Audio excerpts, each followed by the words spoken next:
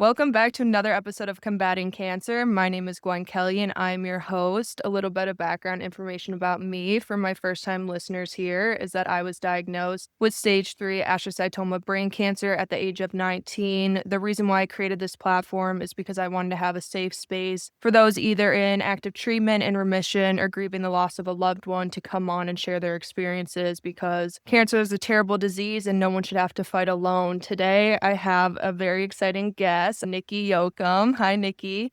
Hey, Gwen. How are you? I'm so excited. We finally got this on the books. I'm so great. Thank you so much for having me. It's really an honor to be here. Yeah, of course. So, for everyone listening, Nikki and I go way back to the beginning of my treatment. Way back. We're old now. We're old friends. We are. She has seen me with no hair whatsoever. Yes, ma'am. And now we're past the shoulders, fully my own hair. You're doing it. I'm actually very impressed. You have been patient and you've been diligent and you've been willing to try some styles that maybe you wouldn't have otherwise had. And you've had a great attitude the whole time. Thanks for always being a positive light in my chair, too. I mean, I always tell you that I'm like, hey, do whatever you want with my hair. I can never have a worse haircut than my hair was. I'll tell you, when you first came to see me, it was like, man, this is a strong girl. You came in, you were shooting jokes, you were talking, just sharing stories, and you came in with confidence. You were ready to do what it took. And I was just really thankful that we were able to find some options to help you feel or look on the outside how you remembered feeling and looking prior to your diagnosis. It was very interesting. The day I actually saw you, I still wasn't diagnosed with cancer. I had just gone through the surgery, the top of my head was shaven off, and you had told me that you had an option for a hair topper and extensions. And I remember I went and we got it all set up and I was so excited. I actually left your place and found out about an hour after I was diagnosed. I remember that day vividly. I remember a family friend reaching out to me saying, are there any options? Somebody that I love is going through something really hard right now. And I always try to approach business with the answer's yes. What's the solution? I think that what's really cool is there are so many options, small hair pieces, large hair pieces. I think what was cool about what we were able to create for you is there was a hairpiece almost the exact size of the spot that was shaved. So by shifting the part, adding a hair topper, really the seamless look of it all, nobody would have ever known that you were wearing a hairpiece, which I thought was really cool. There are just options out there like that. Yeah, and I had no idea. At first, I was like, I'm going to shave my head. And my mom was like, absolutely not. You are not doing this. And then when we spoke, you were like, you can wear this while your hair is falling out during radiation. We'll still make it work and we'll come up with an action plan. And you really just helped me every single step of the way. I was so happy to do it. And another thing I thought was really cool was you were actually even able to not only achieve some camouflaging of what was going on the top, but able to give yourself the length and the body that you kind of maybe always wanted. So in the midst of it all, you were still able to look at yourself in the mirror and feel like yourself, right? I think one of the big giveaways when people are sick specifically or have had surgery is they look in the mirror and see somebody different than what they know. One of the very first things with cancer or radiation, if you've had to have a surgery and remove part of the hair loss is something that is visually showing people that something's up.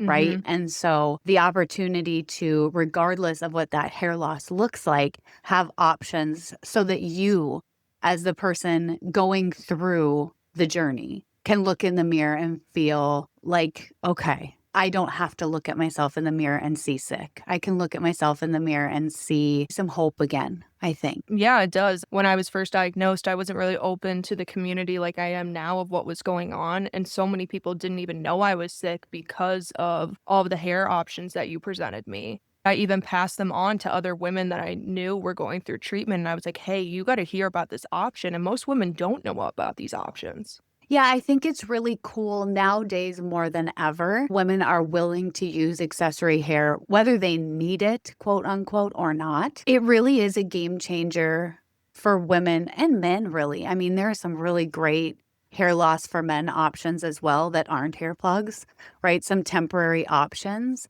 And I think just the awareness is something that those of us in the industry are really starting to try to grow. If people know there are options, more people will be willing to use them. And the more people that use them, the more acceptable it becomes to society. And I think what's really cool too is accessory hair in general is being used for vanity metrics sometimes, right? So with the Hollywood stars to people with alopecia who need full coverage hair options, I just think the awareness is growing and I'm very thankful for that. I think not a lot of people know who's maybe available in your location. So sometimes finding a local provider that offers services for hair loss or for accessory hair.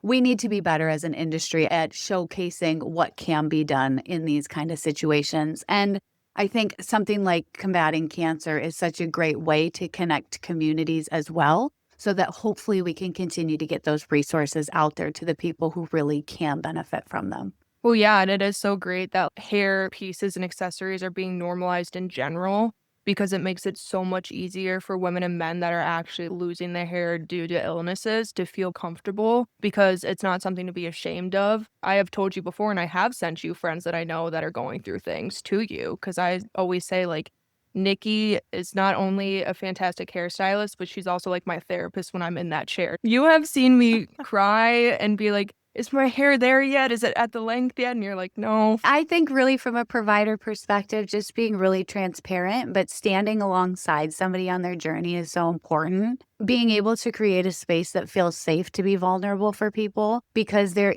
isn't a lot of opportunity for somebody going through a really difficult time when they're sick to be fully transparent, right? Somebody that's sick wants to be strong for themselves. They want to be strong for the people they love. They don't want the community looking at them like, oh, there's that sick girl again, right? So having a space and being able to provide a space in my chair that people feel comfortable being vulnerable and then meeting them where they're at, being able to cry the tears with them, but also being able to find moments of joy that you can just sit and laugh. You can tell a joke. You can just be a real human. I think that that's such a huge part of this as well. I think sometimes when people aren't healthy or when people are battling with anything, whether it's the loss of a loved one, an illness, it's sometimes difficult for people to know who to talk to, right? And being kind of a third party, you're not on the exterior of what's going on necessarily. In fact, you're like hands in it most of the time, but you're exterior of the inner circles that people have to be super strong for. So finding a provider that can really stand alongside you, offer really open, honest, and transparent communication about options and about what's maybe not an option, right? We've had to have some of those talks too. I have sent you some messages and you're like, yeah, that is not going to be happening. We are not doing cherry red today unless you want to go to orange in the process. Yeah, I think that's important. Finding a provider that you feel comfortable really being vulnerable with, because honesty is super important from a provider perspective too. You really want your clients coming in with hope and leaving with confidence. That's the biggest thing we can offer in our industry. Yeah, I mean, it's the whole thing too. It's like you are meeting people at a very vulnerable state in their life when they sit in your chair. And it's just the Yeah. fact that you make people feel so comfortable and not ashamed of what they look like. Cause it is hard looking in the mirror and not seeing anything. And the fact that like you bring people in and you're just like, hey, this is what we're going to do. Here are the options. You're so non-judgmental and caring about every single one of your clients that it makes the experience enjoyable rather than looking in the mirror and being like, I don't have hair. You're like, here, let me help you. And I think if you could look at somebody as just the person that they are versus what they're coming in with, I think that's a game changer for sure. Just willingness to stand alongside somebody while they're going through something hard and offer what we have to offer. I don't always have words. At this point in my life, I don't have experience personally with going through something like that. I have my own things that I've been through that I've felt on an island about, and I know what that feeling feels like, although I don't know what it's like to specifically go through cancer or treatment or hair loss or any of that. I think just finding common ground with, I felt on an island about this thing, so I'm going to stand alongside you while you go through yours.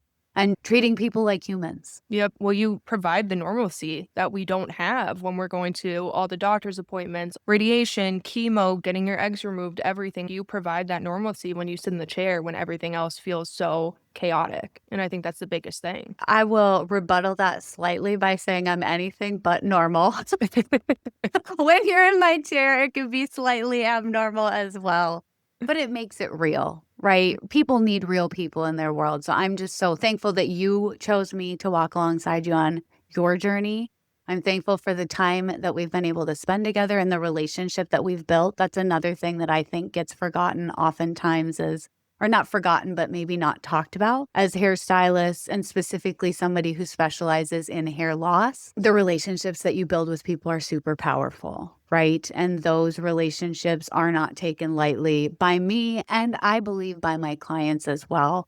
Walking alongside somebody and seeing somebody overcome hard things. Because here's the really cool part is on the back end of a lot of situations is success, right? Is happiness, is now we're working on how do we transition from a wig to a hairpiece or a hairpiece to a row of extensions, and being able to live through that part as well, through the healing part as well is so huge. You walk alongside with them in their journey. I mean, you and me, just as an example, from the very beginning to now, I'm talking about, well, I don't really think I need extensions right now, but then I still drop off more and get colored. Yeah.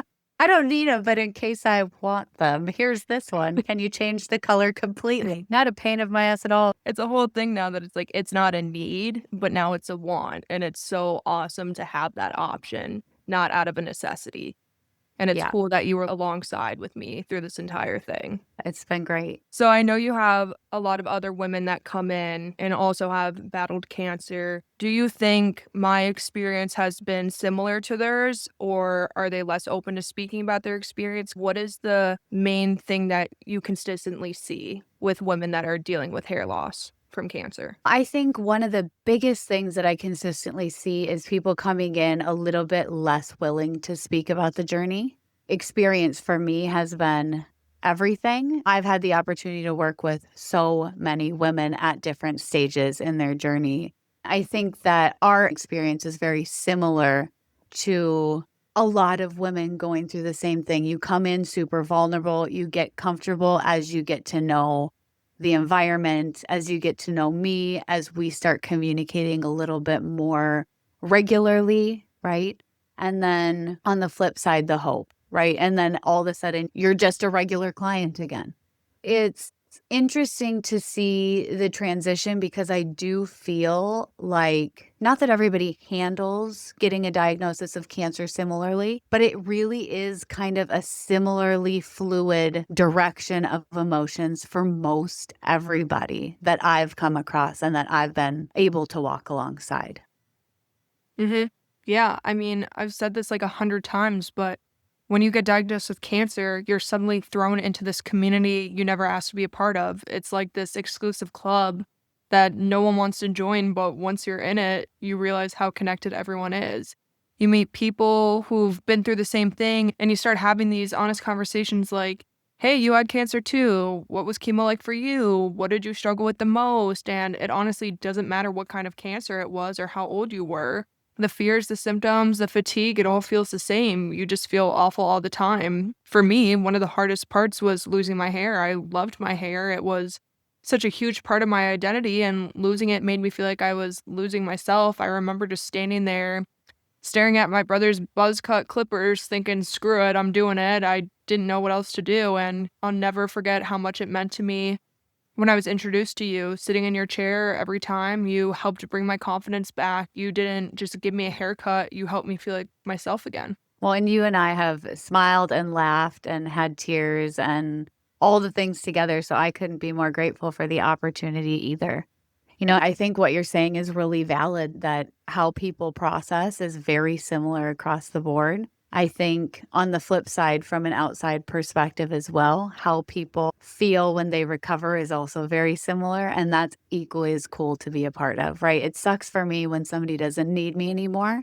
But what's cool is the relationship is there, so I still get to see people. But this time is under different circumstances. It might be less frequently, might be more frequently. And I think too, because you and I are connected, and I know that we have been able to bring some people into your community that are now, maybe were my clients at one point and are now friends of yours because of the community that you've created. I really think it's cool that you've put this together.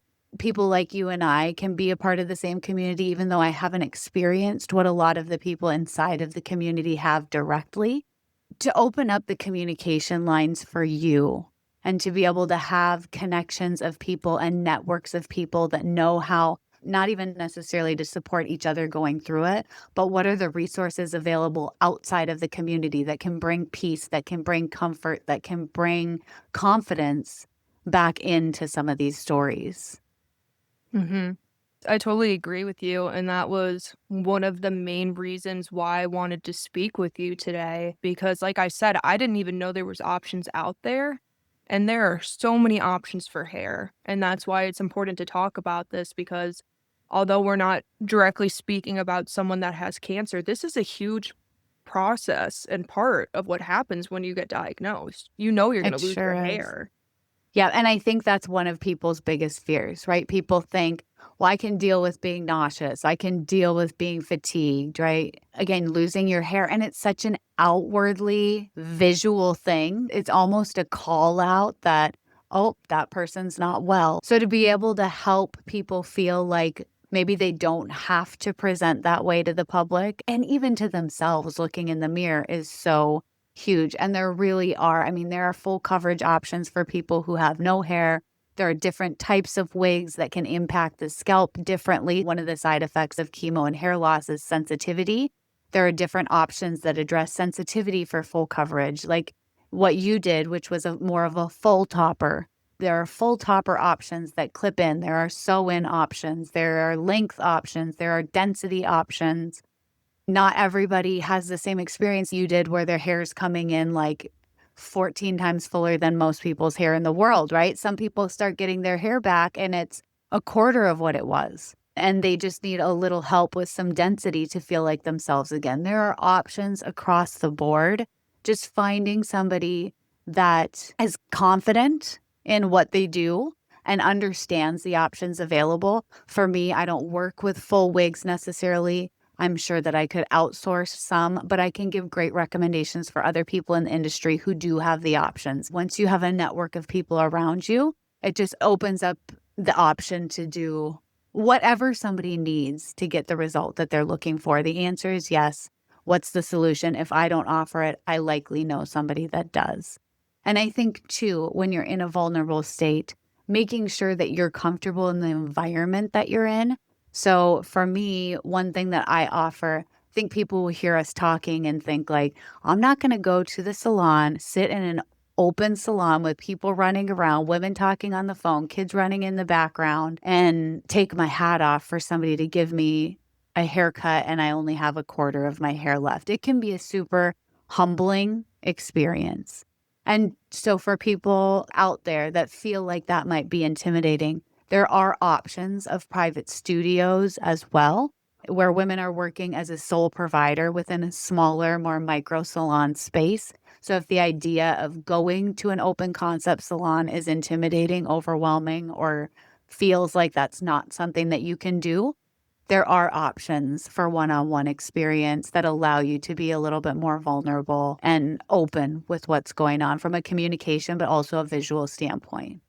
I love that you brought that up because yours is enclosed in its own little bubble, which is nice because I never felt uncomfortable having to take off my top or coming in with a hat. And also, I always enjoyed the 5-minute scalp massage that you gave me after you. How about the snacks and the coffee, though, Gwen? Well, you have the best snacks and the coffee. That's majority the reason why I come Yeah, for the coffee. I like to say it's for the company. It's for the company, it's for the music, it's for the essential oils you have on. It's the best studio ever. It's so comforting, and I always kinda wanna take a nap when I'm there. I created it for you, right? I created it for my clients, but also it's just been such a great respite spot for me. And I'm just so thankful to have it because it does give me the opportunity to really meet people where they're at. and love up on people so they can feel like, okay, I'm going in, I'm doing something good for myself. I know that it's a safe space. I know that I'm going to be taken care of well, and I can talk if I want and not talk if I want. And I don't have to tell her because I can fill it out on my form ahead of the appointment. So, yeah, I think going into the industry, I didn't really know what direction my behind the chair would look like, or even if I would stay behind the chair for a long time. I imagined opening a salon myself. And once I got behind the chair, it was like, I can't give up these relationships that I have with people. As much as I have been able to help women, women have been able to help me grow into the woman that I am today. And how cool is that to just have an environment where we can each impact each other positively? It is so amazing. And I am forever thankful for our friendship. With or without me sitting in that chair, you have just always been a number one supporter of me and always checking in because you generally do care about your clients because we have that friendship. You know all about my family. I know about yours. We show our dogs together. Our matching dogs, our matching Frenchies. Our matching Frenchies that need to get a play date, but you genuinely care about your clients, even if they're still in your chair or if they're not. Yeah, absolutely. And I feel really blessed to have clients that genuinely, authentically care about me in return. It's not just transactional, it is relationship. And I'm just really thankful for that. This industry in general and this specialty as well have really given me the opportunity to influence others and be influenced by some really amazing people. And I'm so grateful for that. And I just love how you are bridging the gap of making it normal, that hair pieces are normal, that it's nothing to be ashamed of. And you're really changing the stigma of cancer patients, that you don't have to be ashamed and that this is normal and things come up. Even if it's not you that can specifically do it, you're still going to take that person in and help them no matter what you can do, which is Yeah. awesome. Yeah. Yeah, and I think if you're not local to Minnesota, we're in Minnesota, but there are providers out there who can help. There are people out there who do what I do. There are probably a lot of people out there who do what I do and do it even better, to be honest with you. They might Well, I have don't the think that. there are people out there who offer full wigs all the way down to like micro extensions, which if you're looking for options, people can always feel free to reach out to me. I can always go out to my networks and see what I can find for professional and compassionate people that can help outside of Minnesota. Yeah, and I will make sure that for everyone listening, that all of Nikki's resources will be linked below in the show notes so you can reach out to her and mention my name so I get a little street cred. Right, you're digging for discounts, aren't you, Gwen? No, I'm not digging for discounts. I've made you do way too much changing my hair color every 3 months. I'm teasing. I'm teasing. Yeah, yes, please do. For anybody that's listening, feel free to reach out. Even if you just, send a pic, if you want to send a picture and ask what options do you think I have. If you need a referral, if you want to book a consultation, I will make sure that Gwen has all my booking and consultation information in the client notes and the show notes. Don't hesitate to reach out. I will get back to y'all as soon as I can if you need anything. Or if you're just like, hey, I'm feeling a little discouraged and tell me that this is going to be okay. Tell me that this patch of hair will grow back. I might not say, yes, I promise it will, but I might say, but here's an option of something that would help in the meantime. So, yeah, here to stand alongside and here to be a part of the community in the way that I can. I love that so much. Well, I just want to thank you again for coming on, and I'm so appreciative of our friendship forever. You have been so influential in my cancer journey, and I'm just so grateful to have met you. Oh, I feel the exact same way.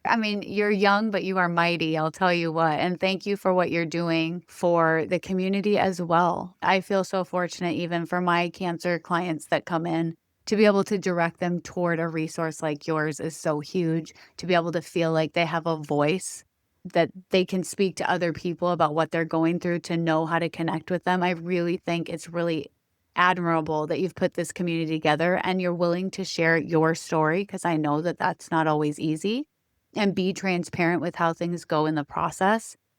I just really admire you for it. And I think that you're quite the badass. And I'm thankful for you. And yeah, thanks for letting me be a part. This has been great.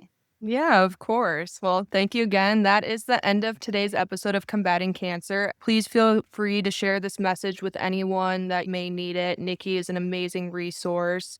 If you or someone you know want to come on and share your story, or you have a sponsorship inquiry that fits this mission, please feel free to reach out to me as always. But that is all I have for you guys today. I will chat with you next Wednesday.